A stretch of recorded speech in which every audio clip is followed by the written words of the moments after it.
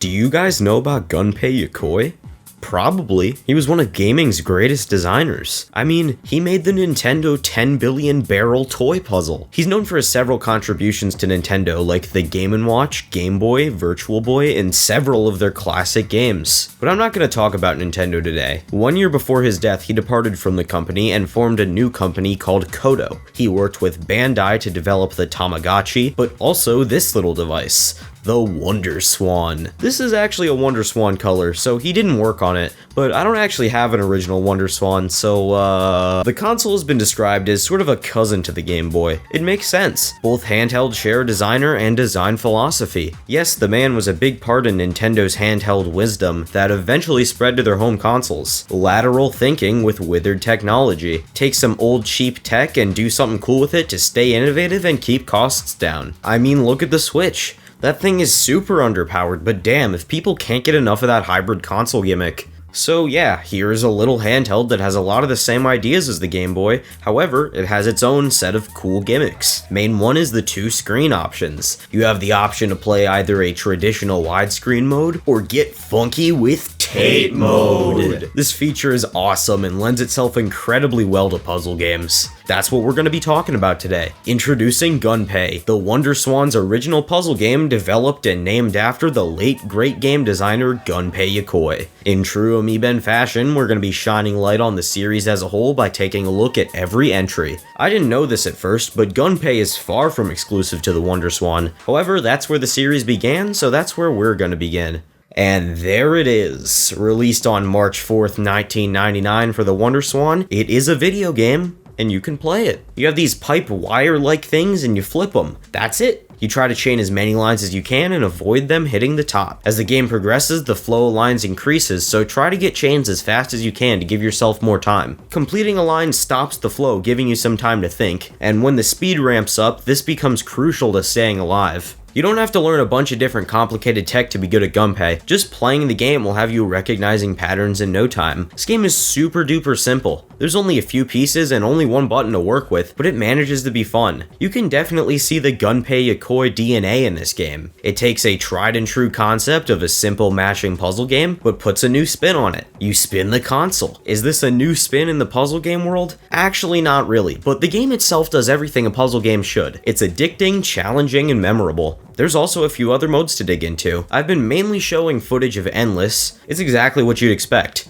Survive as long as you can. There's also stage mode. It's similar, but you have to clear a certain amount of blocks to move on to later levels. Then there's puzzle mode. There's a set arrangement of pieces on the board and you gotta figure out how to clear them in one combo. I always suck at these types of modes in puzzle games, but at least this one doesn't give you a move limit. Then I would suck, but even worse. Story mode is the one with the most variation here. It's your traditional puzzle game story mode in which characters walk around and challenge each other. Your opponent can drop bombs and question mark panels on your board. The question mark panels will only make it so the pieces are invisible, so it's not too much of an annoyance, but it's something to keep the gameplay hectic. See this bar at the side of the screen? If you fill it up, the main character, Vincent the Frog, will shred his guitar and clear those question mark panels.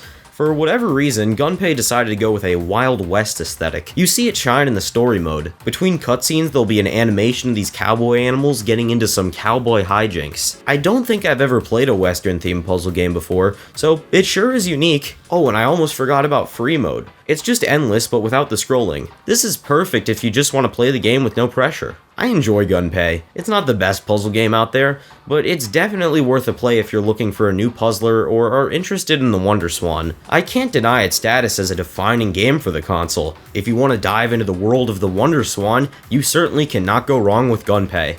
Anyways, the next game in the Gunpei series is Tarde Panda no Gunpei. This one came out on December 9th, 1999. Tarde Panda is one of those marketable Japanese characters created to sell a shitload of various merchandise. I've never heard of the guy prior to this, but maybe you have. Tarde Panda no Gunpei released alongside a special edition Tarde Panda themed WonderSwan console. I know it's quite the lame retro game reviewer thing to say, but this is literally just the original game with a new coat of paint. I only say it because this game doesn't add a thing.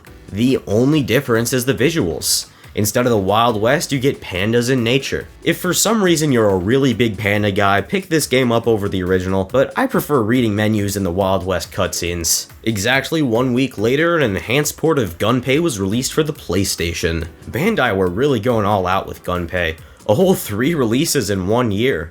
That's half the series. This is the most accessible version of classic Gunpei you can find. It's on a console people actually own, and can be found for around $10. So is it any good? Let's find out. Okay, this is gonna sound like a nitpick, because it is, but the first thing I noticed when I booted up the game was the fact that part of the menu is in English, and part of it's in Japanese. This is the most I've nitpicked about menu languages in a video, but trust me, this is interesting and beneficial to your life. Also, when you go into modes, the icons to select them are Japanese, and then it says the title in English after you pick them. What, do you actually want me to review the game now? Fine. If for some reason you couldn't tell this game took place in the Wild West, well now there's no way you could be mistaken. The soundtrack is all kinds of annoying, cheesy western tunes, and quite frankly, I hate it. These sound like generic tracks from a kid's PC game. Every time a line is clear, there's also this voice sample shouting okay. You constantly hear this, and it's awful. Overall, this game's an audio disaster, so I recommend just putting the whole thing on mute and throwing on an album you enjoy. That's what I did at least.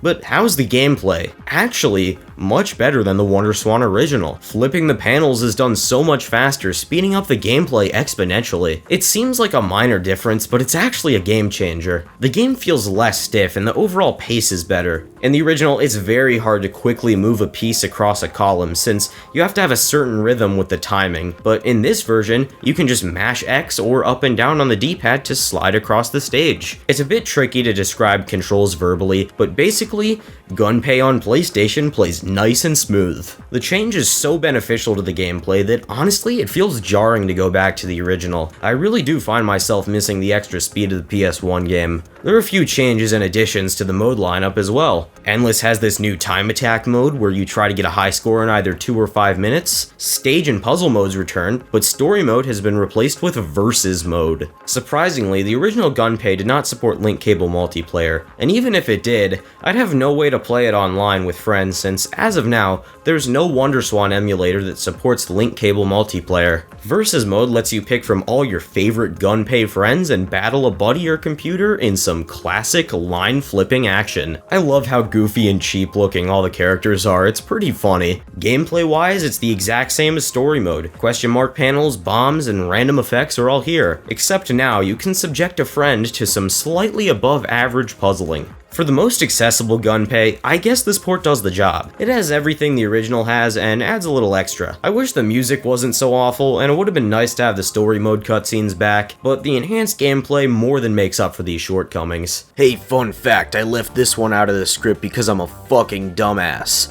Gunpei for the PlayStation received a 1-to-1 port to the arcades courtesy of Banpresto. There is literally no difference between this version and the PlayStation version aside from an insert coin mechanic. I recorded footage for it, yet wrote literally nothing about it. On to the rest of this absolutely spectacular video about Gunpei, making this the version to play over the original. However, it is not the best classic Gunpei. That honor goes to Gunpei EX for the WonderSwan color, releasing in the futuristic year of 2000. Yeah, my WonderSwan came bundled with this game, and I always assumed it was just a colorized port of the original. But in reality, it's more fitting to call this a port of the PlayStation release. That sounds kind of odd, but it's true. It includes multiplayer, time attack, but more importantly, the faster gameplay. It removes the Wild West theme, but I'm not too bothered. By playing the stage mode, you can unlock the background pictures, and I think they look pretty neat. The music isn't atrocious like the PS1 game, but I wouldn't call it conventional. Gunpei EX has this unique chaotic sound which adds to the franticness of the gameplay. Describing the music won't do any good, so why don't you listen to it to see what I mean.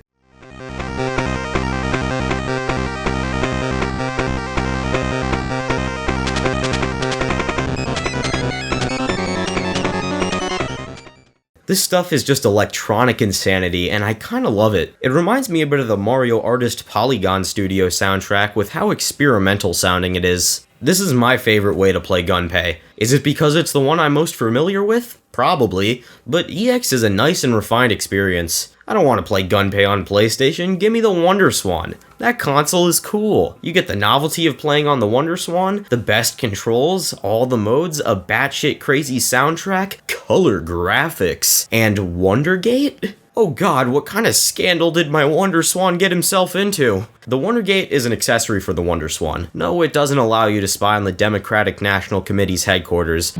But I wish it could, though. This is one of those gadgets that lets you connect your handheld to a mobile phone to access the internet. I guess it is kind of like wiretapping then. I don't have a Wondergate, and I'll never get one because the service is down, but back in the 2000s, you could use this to look at online leaderboards. Gunpei EX is great. I'm glad it was my first exposure to the series, and after this video is done, I'm gonna keep coming back to this one. I can confidently say that it is the definitive way to Gunpei. But wait, Gunpei got a small reboot series 6 years later. Yep, Bandai brought back Gunpei in 2006. Not the person though. To my knowledge, Bandai can't perform human necromancy, but they'll sure as hell do it with a video game franchise. Gunpei DS takes everything you knew about the original Gunpei and shakes it up. All those cheap-looking characters from the original are back and completely redesigned. Now they're all super cool-looking anthropomorphic animal dudes. It's also music-themed. Gunpei hasn't been a franchise known for its music, but I guess that changes because this game is marketed as a music puzzle game. All the characters are musicians and have their own corresponding music genre themed world. The whole game is no longer Western themed and only the main character Vincent is. The other characters like Sherry and Thomas are pop and jazz music themed.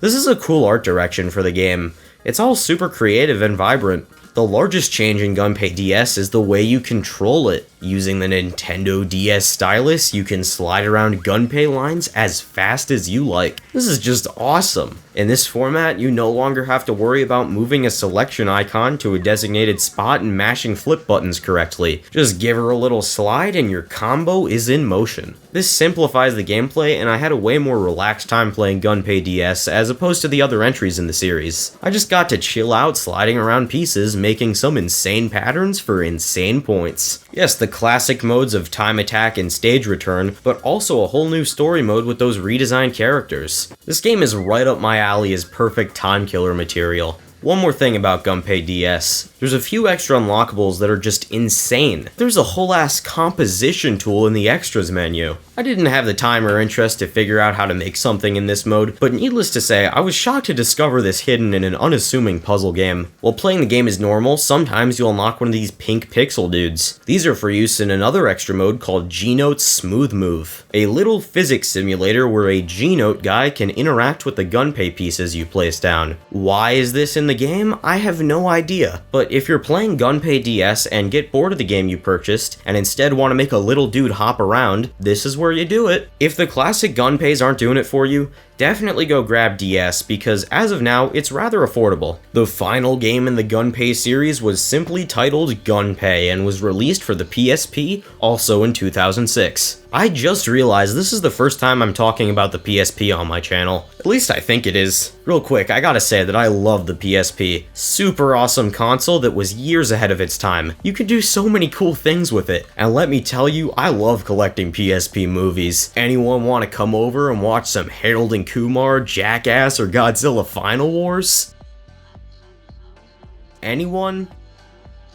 Anyways, this is a video about Gunpei, so let's get back to talking about Gunpei. I knew the PSP version would be different from the DS, but not this different. They both have the same developer, Q Entertainment, and here on the PSP, Gunpei takes a lot of cues from Q's other game, Lumens. I absolutely love how this game looks aesthetically. I'm a total sucker for Y2K futuristic looking things, and this checks every box. I mean, look at the menu. This menu's awesome. The whole game is so visually pleasing. Instead of a story mode, there's challenge mode, where your main objective is to do your best playing Gunpei to unlock more themes. Each of these backdrops is something unique and artsy. It's addicting to play this mode just to see what's gonna come next. Ironically, I prefer the music in this version of Gunpei to the DS one. Yeah, the DS set out to be a music-themed game, but the different kinds of electronic, drum and bass, and ambient music here in the PSP version is way more interesting to me. The atmosphere of this game completely put me in the zone. I was entranced, playing a non-stop 30-minute game that went by in a flash. As for other modes, there's not much. You can play with the skins you unlocked, or a double game where you can switch between boards. And of course, Time Attack is back. But new to the PSP game is Gunpei 10x10. This is awful. The screen is way too busy and I got overwhelmed within 20 seconds. Even though there's a little less to do in Gunpei PSP, I still had a blast, and I might like it better than the DS one, purely on how good the visuals and music are. I didn't find myself missing touch controls despite how much easier they make the game. Playing every version of Gunpei made me pretty good at moving that cursor around. This is yet another solid way to play this underrated puzzle game, and overall a solid PSP game I can recommend to any fan of the console. And from there, Gunpei hasn't had a major release or even re-release in almost 16 years. Is there any definitive version of Gunpei? Not really. Some are better than others, but the beauty of this series is that every game does something a little bit different from the last. Whether you like the easy multiplayer of the PS1 version, puzzle and stage modes on EX, fun characters and touch controls on DS, or the sweet presentation of the PSP game, or you're just a big fan of pandas, there's something for everyone here. Not enough people have played Gunpei, but they should.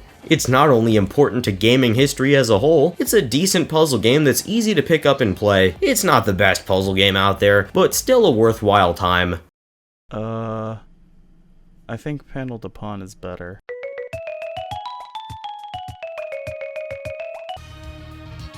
Cyber Troopers Virtue.